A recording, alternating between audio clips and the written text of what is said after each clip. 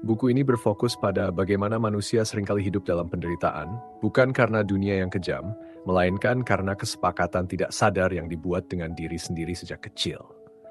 Kesepakatan tersebut terbentuk dari kata-kata, penilaian, rasa takut, dan luka batin yang terus dibawa hingga dewasa.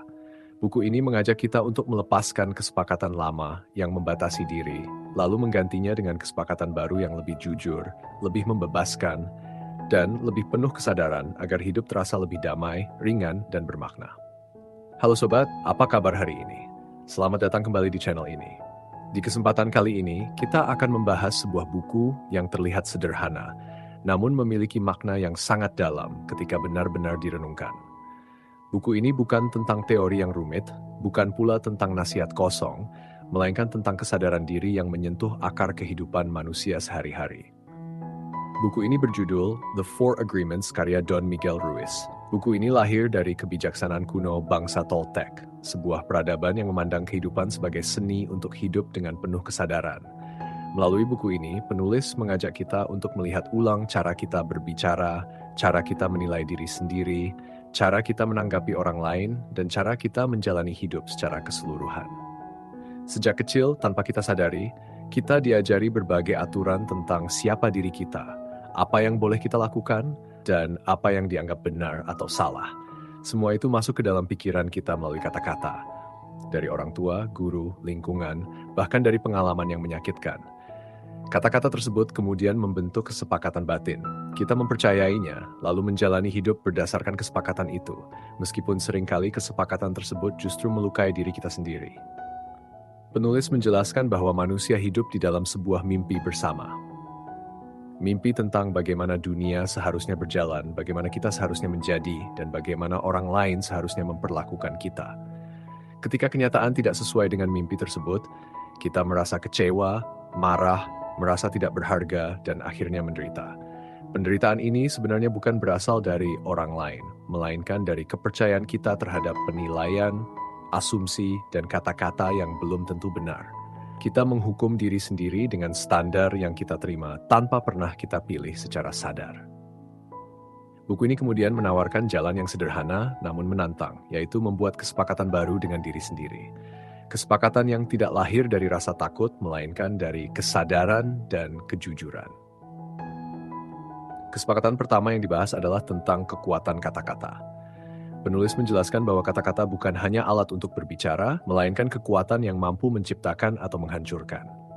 Setiap kali kita berbicara, kita sedang menanam benih di dalam pikiran, baik pikiran kita sendiri maupun pikiran orang lain. Ketika kita sering mengucapkan kata-kata yang merendahkan diri sendiri, seperti merasa tidak cukup baik, merasa gagal, atau merasa tidak layak, maka pada saat itu kita sedang melukai diri kita sendiri secara perlahan. Luka tersebut membentuk keyakinan, lalu keyakinan itu menjadi cara kita memandang hidup. Begitu pula ketika kita menggunakan kata-kata untuk menghakimi orang lain, menyebarkan kebencian, atau memperkuat rasa takut. Kata-kata tersebut tidak pernah benar-benar hilang. Ia tinggal di dalam pikiran dan memengaruhi cara kita melihat dunia. Karena itulah, kesepakatan ini mengajak kita untuk menggunakan kata-kata dengan bersih. Bersih berarti jujur, penuh kesadaran, dan tidak digunakan untuk melukai diri sendiri maupun orang lain. Ketika kita berbicara dengan niat baik dan kejujuran, kita sedang membebaskan diri dari beban batin yang selama ini kita bawa. Menggunakan kata-kata dengan bersih juga berarti berhenti berbohong kepada diri sendiri. Mengakui perasaan apa adanya, tanpa drama, tanpa penghakiman. Dari sinilah kebebasan batin mulai tumbuh. Penulis juga menyadari bahwa kesepakatan ini tidak mudah dijalankan. Sebab sejak lama kita terbiasa berbicara tanpa sadar. Kita mengulang kata-kata lama yang diwariskan, meskipun kata-kata itu menyakitkan. Dibutuhkan kesadaran penuh dan latihan yang terus-menerus untuk mengubahnya. Buku ini tidak menyalahkan, tidak menghakimi, melainkan mengajak pembaca untuk perlahan menyadari pola hidupnya sendiri. Kesepakatan pertama ini menjadi fondasi dari perubahan hidup. Karena dari kata-kata lahir pikiran, dari pikiran lahir perasaan, dan dari perasaan lahir tindakan serta arah hidup seseorang. Jika kita mulai membersihkan kata-kata, maka perlahan hidup pun ikut berubah. Penulis menjelaskan bahwa sejak lama manusia terbiasa menilai segala kejadian seolah-olah semuanya terjadi karena dirinya. Ketika seseorang bersikap dingin, kita merasa tidak disukai. Ketika seseorang marah, kita merasa bersalah. Ketika seseorang gagal menghargai kita, kita merasa tidak berharga. Padahal kenyataannya setiap manusia hidup di dalam dunianya sendiri. Setiap orang membawa luka, ketakutan, harapan, dan mimpi masing-masing. Apa yang mereka katakan dan lakukan seringkali merupakan cerminan dari kondisi batin mereka sendiri, bukan penilaian tentang siapa diri kita. Namun, karena kita terbiasa mengaitkan segalanya dengan diri sendiri, kita mudah terluka. Kita menyimpan kata-kata orang-orang di dalam hati, lalu membiarkannya berubah menjadi beban. Kita membangun cerita di dalam pikiran, mengira kita tahu maksud orang lain, padahal yang kita lakukan hanyalah menebak. Penulis menekankan bahwa ketika kita berhenti mengaitkan segala sesuatu dengan diri sendiri, kita mulai terbebas dari penderitaan yang tidak perlu. Bukan berarti kita menjadi acuh atau tidak peduli, melainkan kita belajar membedakan mana yang benar-benar tanggung jawab kita dan mana yang bukan. Ketika seseorang berbicara kasar, itu mencerminkan isi batin orang tersebut. Ketika seseorang bersikap tidak adil, itu menunjukkan konflik yang ia miliki. Jika kita mampu melihat hal ini dengan jernih, maka kata-kata dan tindakan orang lain tidak lagi melukai kita sedalam sebelumnya. Kesepakatan ini mengajarkan bahwa harga diri tidak seharusnya bergantung pada pendapat orang lain. Selama ini banyak orang hidup untuk mendapatkan pengakuan. Mereka mengubah diri agar diterima, agar disukai, agar tidak ditinggalkan. Tanpa sadar, mereka menyerahkan kendali hidupnya kepada penilaian orang lain. Buku ini mengajak kita untuk kembali mengambil kendali tersebut. Ketika kita tidak lagi mengaitkan segalanya dengan diri sendiri, kita tidak mudah tersinggung, tidak mudah kecewa, dan tidak mudah merasa gagal hanya karena reaksi orang lain. Penulis juga menjelaskan bahwa kebiasaan mengaitkan segala sesuatu dengan diri sendiri sering melahirkan konflik yang sebenarnya tidak perlu. Banyak pertengkaran terjadi bukan karena masalah nyata, melainkan karena asumsi. Kita mengira orang lain bermaksud buruk. Kita mengira mereka memahami pikiran kita, padahal tidak ada komunikasi yang jelas. Inilah sebabnya kesepakatan berikutnya menjadi sangat penting, yaitu kebiasaan manusia untuk berasumsi. Asumsi terlihat sepele, tetapi dampaknya sangat besar. Ketika kita berasumsi, kita menciptakan cerita di dalam kepala, lalu mempercayainya seolah itu adalah kebenaran. Kita berasumsi bahwa orang lain tahu apa yang kita inginkan. Kita berasumsi bahwa mereka memahami perasaan kita. Kita juga berasumsi tentang niat orang lain, lalu bereaksi berdasarkan cerita yang kita ciptakan sendiri. Penulis menjelaskan bahwa asumsi adalah awal dari kesalahpahaman. Dari kesalahpahaman lahir konflik. Dari konflik lahir penderitaan. Semua itu sering terjadi tanpa ada niat buruk dari siapapun. Buku ini mengajak kita untuk berani bertanya dan berani mengungkapkan apa yang kita rasakan dengan jujur. Bukan untuk menyalahkan, melainkan untuk memperjelas. Ketika kita berhenti berasumsi, hubungan menjadi lebih jernih. Kita tidak lagi hidup di dalam bayangan pikiran sendiri. Namun, menghentikan kebiasaan berasumsi bukan perkara mudah, sebab sejak kecil kita terbiasa menebak, membaca isyarat, dan mengisi kekosongan dengan imajinasi. Pikiran manusia memang selalu ingin mencari kepastian, meskipun kepastian itu seringkali palsu. Penulis tidak menuntut kesempurnaan.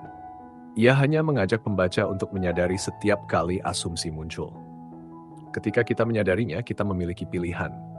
Kita bisa bertanya, kita bisa mendengarkan, atau kita bisa memilih untuk tidak bereaksi berlebihan.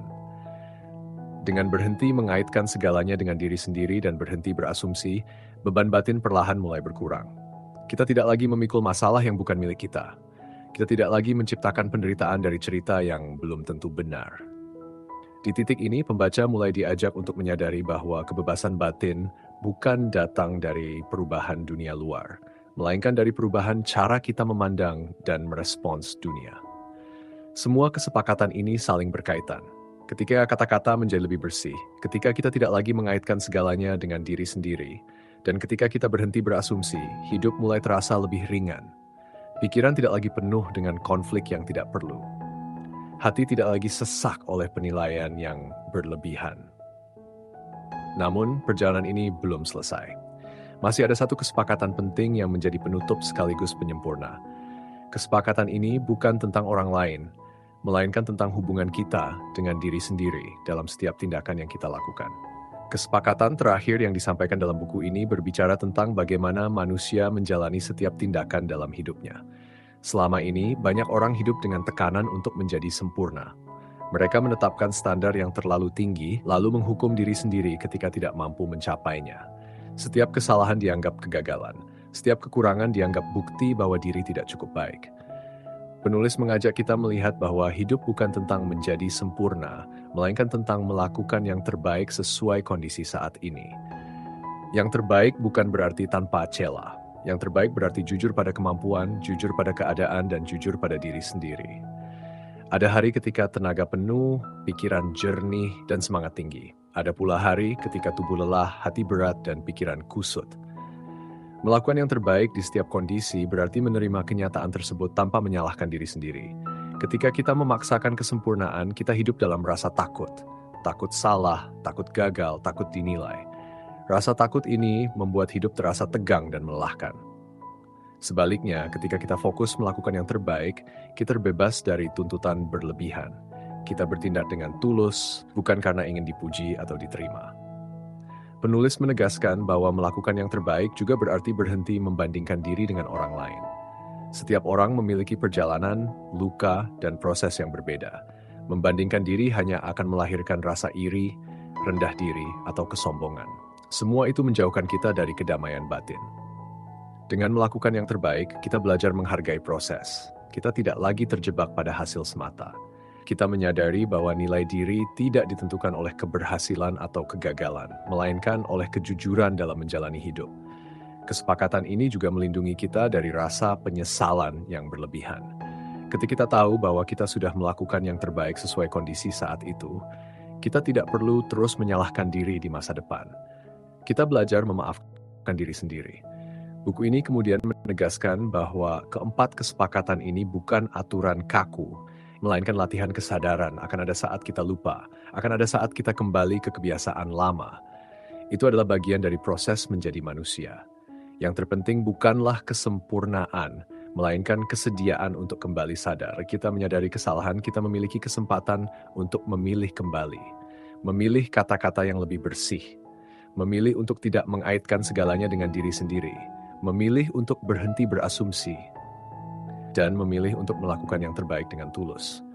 Ketika keempat kesepakatan ini dipraktikkan bersama, perlahan mimpi lama yang penuh ketakutan mulai runtuh. Kita tidak lagi hidup untuk menyenangkan semua orang, kita tidak lagi dikendalikan oleh penilaian. Kita mulai hidup dengan lebih jujur dan merdeka. Penulis menggambarkan kondisi ini sebagai kebebasan batin, kebebasan dari suara-suara yang menghakimi di dalam kepala, kebebasan dari rasa bersalah yang tidak perlu, kebebasan untuk menjadi diri sendiri tanpa topeng. Hidup tidak serta-merta menjadi mudah, masalah tetap ada, tantangan tetap datang, namun cara kita menghadapinya berubah. Kita tidak lagi tenggelam di dalam penderitaan, kita hadir sepenuhnya sadar dan bertanggung jawab atas pilihan kita. Buku ini pada akhirnya bukan tentang mengubah dunia luar, melainkan tentang berdamai dengan dunia batin. Ketika batin berubah, cara kita melihat dunia ikut berubah. Dan ketika cara pandang berubah, hidup pun terasa berbeda. Pesan yang ingin disampaikan melalui buku ini sangat sederhana namun mendalam. Kita tidak perlu menunggu dunia menjadi sempurna untuk hidup damai. Kita hanya perlu berhenti menyakiti diri sendiri melalui kesepakatan lama yang tidak lagi relevan. Mulailah dari kata-kata yang kita ucapkan hari ini. Mulailah dari cara kita menanggapi orang lain. Mulailah dari keberanian untuk bertanya daripada berasumsi. Dan mulailah dari kejujuran untuk melakukan yang terbaik tanpa menyalahkan diri sendiri. Perubahan besar selalu berawal dari kesadaran kecil yang dilakukan secara konsisten. Jika ada satu hal yang bisa dibawa pulang dari buku ini, maka itu adalah pemahaman bahwa kebebasan sejati bukan ditemukan di luar diri, melainkan dibangun di dalam diri melalui pilihan yang kita buat setiap hari. Semoga apa yang disampaikan dalam buku ini bisa menjadi pengingat lembut untuk hidup dengan lebih sadar, lebih jujur, dan lebih damai apapun keadaan yang sedang dihadapi.